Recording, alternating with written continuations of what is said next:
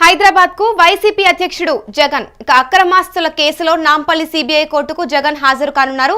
6 ఏళ్ల తరువాత వ్యక్తిగతంగా కోర్టు ముందుకు వైసీపీ అధ్యక్షుడు హాజరు కానున్నారు. ఇటీవలే కోర్టు అనుమతితో యూరప్ వెళ్లొచ్చారు జగన్. పర్యటన తరువాత హాజరు కావాలని కోర్టు ఆదేశించడంతో మినహాయింపు కావాలని పిటిషన్ కోరారు. దీనిపై సిబిఐ అభ్యంతరం తెలపడంతో కోర్టుకు తప్పనిసరిగా హాజరు కావాల్సిన పరిస్థితే వచ్చింది. చివరిసారిగా 2020 జనవరి 10న నాంపల్లి కోర్టుకు హాజరయ్యారు జగన్. అక్రమాస్తుల కేసులో 2013 సెప్టెంబర్ నుంచి బెయిల్ పై ఉన్నారు జగన్. ఇదే అంశంపై పూర్తి సమాచారం మా ప్రతినిధి వెంకట్ అందిస్తారు. చెప్పండి వెంకట్, ఇప్పుడు నాంపల్లి సిబిఐ కోర్టుకు జగన్ హాజరు కావాల్సిందిగా అయితే కోరారు. ఇప్పుడు మరి దీనిపై మీ దగ్గర ఉన్న సమాచారం ఏంటి?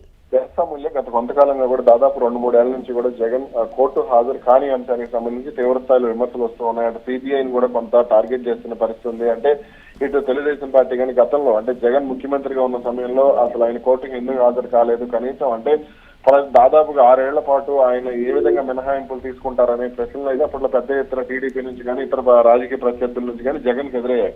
అయితే తాను ముఖ్యమంత్రిగా ఉండటం, ప్రభుత్వ పరంగా కార్యక్రమాలు ఉండటంతోనే తాను కోర్టుకు హాజరు కాలేకపోయాను, అదేవిధంగా తాను కోర్టుకు హాజరైతే భద్రతా పరంగా కూడా కొన్ని సమస్యలు ఉంటాయి అనే కోణాన్ని జగన్ పదే న్యాయవాదుల ద్వారా చెప్పడం, అలాగే దాని ద్వారానే ప్రతి శుక్రవారం కూడా ఆయన మినహాయింపు పొందడం, ఇవన్నీ కూడా జరుగుతూ వచ్చాయి.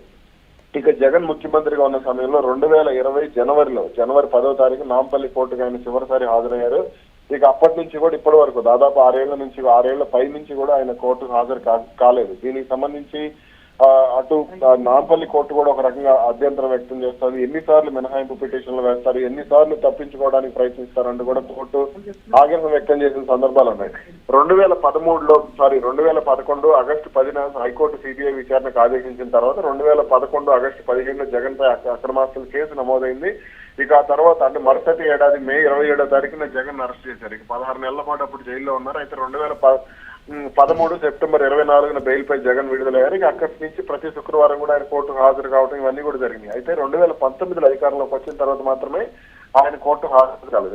నేడు కోర్టుకు హాజరు కావడంతో అటు భద్రత పరంగా కూడా పెద్ద ఎత్తున జాగ్రత్తలు తీసుకున్నారు. దీనికి సంబంధించి వైసీపీ కార్యకర్తలు, అక్కడ ఉన్నటువంటి జగన్ అభిమానులు కానీ, అదేవిధంగా కొంతమంది ముఖ్యంగా రాయలసీమ ప్రాంతానికి చెందిన వాళ్ళు కానీ, ఉత్తరాంధ్ర ప్రాంతానికి చెందిన వాళ్ళు కానీ జగన్ ఎక్కువగా అభిమానిస్తూ ఉంటారు. వాళ్ళందరూ కూడా, అలాగే తెలంగాణలోని కొన్ని ప్రాంతాల్లో ఉమ్మడి ఖమ్మం జిల్లా కానీ, నల్గొండ జిల్లా కానీ, ఈ ప్రాంతాలకు సంబంధించిన వారు కూడా ఎక్కువగా జగన్ ను అభిమానించే పరిస్థితులు ఉంది. వాళ్ళందరూ కూడా ఇప్పుడు జగన్ ను చూసేందుకు పెద్ద ఎత్తున అక్కడికి చేరుకుంటున్నారు.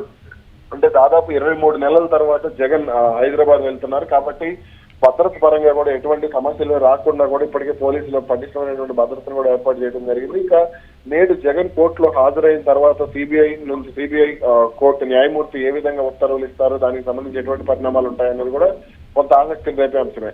అదేవిధంగా ఆయన లండన్ యూరప్ పర్యటనకు వెళ్లే సమయంలో తప్పుడు ఫోన్ నెంబర్ ఇచ్చారనేది కూడా సిబిఐ గుర్తించింది. కాబట్టి దానికి సంబంధించి స్వయంగా జగన్ ఏ విధంగా వివరణ ఇవ్వబోతున్నారు అనేది కూడా ఒకంత ఆసక్తికరంగానే ఉంది. ఎందుకనంటే ఆ తప్పుడు ఫోన్ నెంబర్ ఇవ్వడంపై రాజకీయంగా కూడా తీవ్రస్థాయిలో విమర్శలు వచ్చాయి. కాబట్టి దాంట్లో సిబిఐ అధికారులు సమర్థవంతంగా వ్యవహరించడం లేదు, జగన్ కు భయపడుతున్నారు, లేదా అటు అంటే కొంతమంది పెద్దల కారణంగా సిబిఐ దూకుడుగా ముందుకు వెళ్ళటం లేదు. అందుకే దాదాపు 15 ఏళ్ల నుంచి కూడా ఈ కేసులు అలా కొనసాగుతూ వస్తున్నాయంటూ కూడా విమర్శలు ఉన్నాయి. కాబట్టి ఈ అంశానికి సంబంధించి సిబిఐ కోర్టు జగన్ కు ఏ విధంగా హెచ్చరికలు పంపిస్తుంది, ఏ విధంగా ఉత్తర్వులు ఇస్తుంది అనేది కొంత ఆసక్తిని వేస్తాం.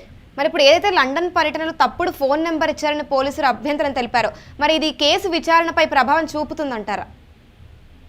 అంటే అటువంటి అంశాలు పెద్దగా కేసు విచారణపై ప్రభావం చూపవు కానీ, అంటే సాధారణంగా ఇట్లా అంటే కోర్టు అనుమతి తీసుకుని విదేశాలకు ఇలా ఇప్పుడు ఏదైతే నేరారోపణలు ఎదుర్కొంటున్నారో వాళ్ళు వెళ్ళినప్పుడు వాళ్ళు ఎక్కడున్నారు ఏంటి అనే సమాచారాన్ని కొంత తెలుసుకునే ప్రయత్నం అయితే అధికారులు చేస్తూ ఉంటారు. ఎందుకంటే ఇప్పుడు కోర్టే అనుమతి ఇచ్చింది కాబట్టి మళ్ళీ తర్వాత వాళ్ళు వచ్చిన తర్వాత కూడా అప్పుడు మళ్ళీ జగన్ ఎక్కడికన్నా వెళ్ళాలి అని అంటే కోర్టు అనుమతి తప్పనిసరిగా ఉంటుంది. కాబట్టి వాళ్ళు ఎక్కడున్నారు, ఏం చేస్తున్నారు అనే దానికి సంబంధించి, అంటే సాక్షులను ప్రభావితం చేస్తున్నారా, వీళ్ళు ఎవరిని కలుస్తున్నారు ఏంటి అనే దానికి సంబంధించి కూడా కొంత అటు సిబిఐ అధికారులు కానీ లేదంటే దర్యాప్తు సంస్థలు కానీ తెలుసుకునే ప్రయత్నం చేస్తుంటారు.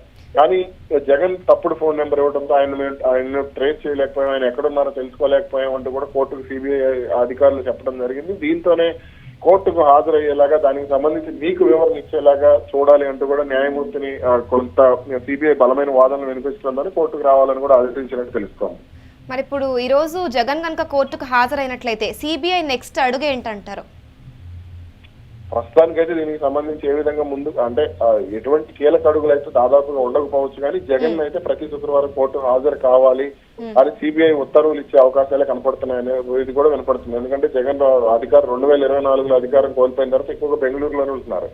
అధికారిక కార్యక్రమాలు కానీ, పార్టీ పరమైన కార్యక్రమాలు కానీ, ప్రజా కార్యక్రమాలు కానీ పెద్దగా నిర్వహించిన పరిస్థితి కూడా లేదు. కాబట్టి వీటన్నిటినీ కూడా కోర్టు పరిగణలోకి తీసుకుని ఖచ్చితంగా మీరు హాజరు కావాల్సిందే, ప్రతి శుక్రవారం కూడా హాజరు కావాలి. సిబిఐ కూడా దీనికి సంబంధించి బలమైన వాదనలు వినిపించే అవకాశం కూడా కనపడుతోంది. ఎలాగైనా సరే ఆయన కోర్టుకు రప్పించాలనేది కూడా సిబిఐ లక్ష్యంగా కనపడుతుంది. కాబట్టి అటు ఒక రకంగా సుప్రీంకోర్టు వైపు నుంచి కూడా కొంత ఒత్తిడి ఉంది. కేసు విచారణ ఇంకెంతకాలం జాప్యం చేస్తారు, మినహాయింపు పిటిషన్లు ఎన్ని వేస్తారు, అనుబంధ పిటిషన్లు ఎన్ని వేస్తారు, అలాగే కొంత ఈ సాక్షులకు సంబంధించి కానీ వీటికి సంబంధించి కానీ ఇంకా ఎంతకాలం విచారణ జరుపుతారు అనే దానికి సంబంధించి కూడా సుప్రీంకోర్టు కొంత అసహనంగానే ఉంది. కాబట్టి దీనికి సంబంధించి ఇంకా అంటే పెద్ద ఆ ఉత్తర్వులు అయితే ఉండకపోవచ్చు, కానీ ఒకంత జగన్ కు సున్నిత హెచ్చరికలు అయితే ఉండే అవకాశం ఉంది.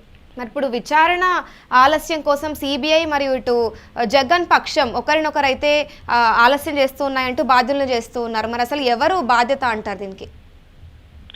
ఇది ఎట్లా ఉంటుందంటే ఒక చైన్ లాగా ఉంటుంది. ఆ చైన్ ఇక్కడన్నా ఒక చిన్న చైన్ లింక్ అయిన తర్వాత దాన్ని ఎక్కడ కలపాలో అర్థం కాని పరిస్థితి కూడా కొన్ని సందర్భాల్లో ఉంటుంది. ఇప్పుడు జగన్ విషయంలో కూడా దాదాపుగా ఈ చైన్ లింక్ గానే అంటే కొన్ని సందర్భాల్లో అనుబంధ పిటిషన్లు వేస్తూ ఉంటారు. అనుబంధ పిటిషన్లు వేసి మళ్ళీ ఆ పిటిషన్ ఉపసంహరించుకోవడం, దానికి సంబంధించి మళ్ళీ ఇంకో పిటిషన్ వేయడం. కాబట్టి ఇదంతా కూడా జాప్యం జరుగుతూనే ఉండదు. అది సాధారణంగా ఇటువంటి ఆరోపణలు ఎదుర్కొనే వాళ్ళందరూ కూడా 2G రెక్టమ్ కేసులో కూడా ఇటువంటి పరిణామాలే జరిగినాయి. చానాళ్లు విచారణను జాప్యం చేస్తూ రావడం, ఇప్పుడు 2017లో తీర్పు రావడం, ఇవన్నీ కూడా జరిగినాయి.